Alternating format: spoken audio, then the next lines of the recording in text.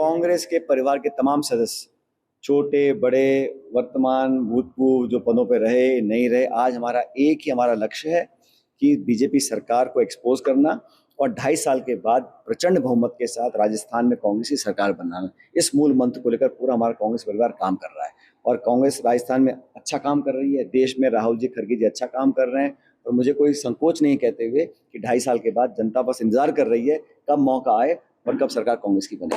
मुझे बताओ, संविधान में लिखा है कि 5 साल में चुनाव कराने हैं, वो चुनाव क्यों नहीं करा रहे? बहाने क्या लिखते हैं? बहुत गर्मी है, बहुत बड़ा सावा है, मतलब ये बहाने देकर कोर्ट बार बार आपको लताड़ रहा है, कंटेम्प्ट के नोटिस इशू हो रहे हैं, आप चुनाव क्यों नहीं कराना चाहते हैं? ना छात्र संघ के चुनाव, ना पंचायत चुनाव, ना शहर के चुनाव। उन्हें पता है चुनाव होंगे, उनकी पोल खुल जाएगी, जनता उतारू है उनको मुंहतोड़ जवाब देने के लिए, इसलिए वो चुनाव नहीं करा रहे हैं और जानबूझ के डिले करा रहे हैं चुनाव। सर, एक देश एक चुनाव के लिए आप किए हुए तो किस तरह? अरे चुनाव ही नहीं करा रहे, आप एक देश एक चुनाव की बात कर रहे हो? कौन से चुनाव हो गए हैं? राजस्थान में कोई चुनाव ही नहीं हो रहे हैं। तो ये बहुत बड़ा साजिश है और मुझे लगता है कि इन चीज़ों को कर कर जनता का ध्यान डाइवर्ट करना चाहते हैं। ये सरकार सिर्फ इश्तिहार, मीडिया, दबाव की राजनीति, प्रशासन और पुलिस के ऊपर एक गैर जिम्मेदाराना दबाव बनाकर शासन करने का काम कर रही है। जनता की आवाज़, नौजवानों की आवाज़, किसान की आवाज़ कोई सुनने को तैयार नहीं है।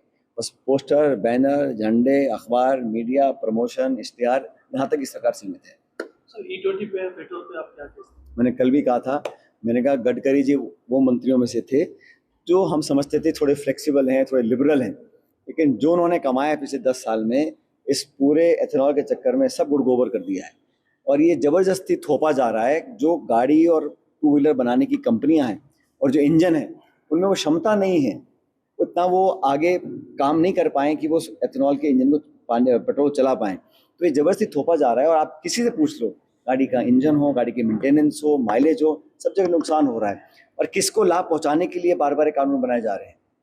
ये तो इथेनॉल का इशू अब ना सिर्फ मध्यम वर्ग, लेकिन हर घर में जिस व्यक्ति के पास गाड़ी या 2 व्हीलर समझ रहा है कि जानबूझ के हम लोगों को एक तो ऑप्शन देते हैं, आप यहाँ पे ऑप्शन नहीं है, यहाँ पे आप पे थोपा जा रहा है, बड़ा गलत है। इसका मुझे लगता है कि जनता के अंदर बहुत आक्रोश इस मुद्दे को लेकर के। आपका दौरा चल रहा है हैं, ग्रामीण क्षेत्र हैं, वहाँ पे लोगों से संवाद हुआ, किसानों से, महिलाओं से, नौजवानों से। एक बात तो सच है कि बहुत व्यापक आक्रोश युवाओं के अंदर है, खासकर से वो युवा जो पढ़े लिखे हैं, शिक्षित हैं, बच्चे बच्चियाँ जिन्होंने ये सपने पाले थे कि वो अच्छी पढ़ाई कर कर, एग्ज़ाम पास कर कर अपने लिए एक बेहतर भविष्य तलाश सकते हैं। जब से पेपर लीक का सिलसिला शुरू हुआ है, नीट का हुआ, फिर और पेपर लीक हुए और लगातार लोगों को बचाने का काम सरकारें कर रही हैं। सीबीआई को जांच डाली, सीबीआई को जांच पहले भी पेपर लीक की दी थी, ना तो कोई दोषी पाया गया, ना कोई जेल गया, ना कोई दंडित हुआ, ना किसी का इस्तीफा हुआ।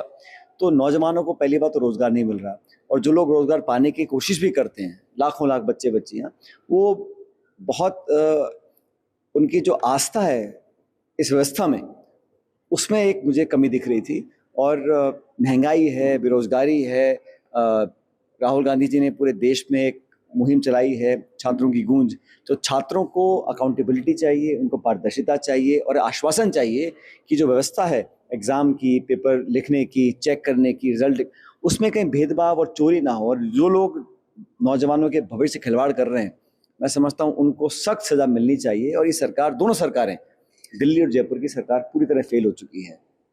जहाँ तक राजस्थान की बात है, आधा कार्यकाल इस सरकार का पूरा हो गया।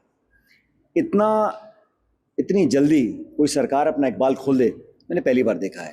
आखिरी के साल 6 महीने में कुछ विरोध शुरू होता है, लेकिन इस सरकार ने जो सबसे महत्वपूर्ण महकमे होते हैं, जो दिखाता है कि सरकार कैसी चल रही है, उसमें होता है कानून व्यवस्था, शिक्षा और चिकित्सा। तीनों जगह पूरी तरह फेलियर सरकार हुई है।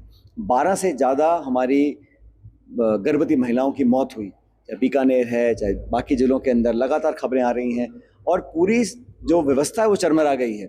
शिक्षा के क्षेत्र में स्कूलों की छतें गिर रही हैं, बच्चे दब के मर रहे हैं, हाईकोर्ट की लताड़ पड़ रही है, उसके बावजूद भी कोई जवाबदेही नहीं है। इतने एक्सीडेंट, इतना लॉ एंड ऑर्डर, लूट पाट, बलात्कार, शोषण, अत्याचार हो रहा है, वो सुनने वाला नहीं है। और अधिकारियों के दम पर सरकार चल रही है, क्योंकि जो सत्ताधारी दल के भी लोग हैं, चाहे विधायक हैं, सांसद, मंत्री हैं, वो भी अपने पैर पीट रहे हैं, उनकी कोई सुन नहीं रहा और ना कोई जवाबदेही उनकी तय हो रही है। इसलिए बहुत संकट का समय समझता हूँ प्रदेश के लिए है। चुनाव सरकार कराती नहीं है, हाई कोर्ट ने बार बार फटकार लगाई, फिर भी कोई ना कोई बहाना ढूंढकर चुनाव टालने तैयार है। ना छात्र संघ के चुनाव हो रहे, ना पंचायत चुनाव हो रहे, ना नगर निकाय चुनाव हो रहे, चुनाव कराने नहीं, जवाबदेही करनी नहीं। और सबसे बड़ी बात देख रहा हूं मैं कि 12 साल केंद्र सरकार को हो गए, इतना अहंकार और घमंड है। मतलब अभी राम मंदिर में अयोध्या का जो ट्रस्ट है उस पर इतनी बड़ी चोरी पकड़ी गई है, और जिन लोगों को आपने निगरानी करने के लिए बिठाया और जो आश्वासन दिया था ना खाऊंगा ना खाने दूंगा, अब आपके नाक के नीचे आपके चहेते लोग जिनको आपने नियुक्त किया वो लगातार खा रहे हैं। मैंने पता किया कि वहाँ पे FIR जो हुई है उसमें नाम किसका डाला है, एक ड्राइवर का, एक चपरासी का, एक कर्मचारी का। लेकिन जो बड़े लोग हैं, जो बड़े मगरमच्छ हैं, मैं समझता हूँ जिन्होंने इतना बड़ा पाप किया है कि दान का जो पैसा है उसकी चोरी करी है चंदे की, मैं समझता हूँ इससे बड़ा कोई पाप नहीं हो सकता। तो ये सरकार हर मोर्चे पर विफल है। विदेश नीति हो, आर्थिक नीति हो, ऐतिहासिक बेरोजगारी है, खाड़ी में हमारे नागरिकों पर आक्रमण हो रहा है, और अमेरिका हमको ये कह रहा है कि आप रूस से तेल खरीद सकते हो, नहीं खरीद सकते हो।